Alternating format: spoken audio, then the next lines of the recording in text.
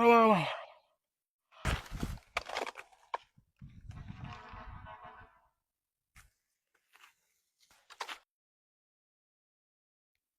má ya ơi, thằng bạc lại bài sao mình lùi à linh mong à. Bà cầm bàn mà ngáy, khơi mà phét lùi. Trời, trời mà chưa nấu mà vậy, nấu mới phét mà. Giá cái đồng, đúng là cái đồng món ra. Không luôn, các ấy không luôn. Trời đôm cho ra cái đống tình đoán ơi là cho. Anh mặc bao bố nó lên.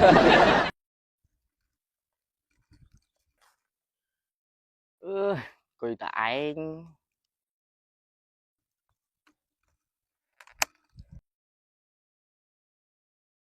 học sói nè. Anh ngồi đây chứ. Ngáp mà ngay mà ngáp đò này. Sửa rồi. Không play được ai chứ. Bạn để em mong nè. Giá, tình nó chứ mình rọp tiền.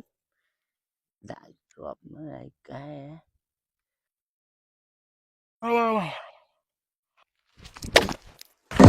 Ôi, họ bằng chừng ái nữa. Thôi, chùa mà đã ôn đúng không?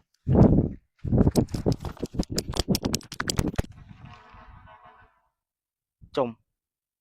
Tiệt anh ơi, cái bàn tiệt bàn nhặt tàu mê. Đồ phòng mà Việt Nam đang bò vô. Ý. Bọn xài tới họ trộm một trần mong.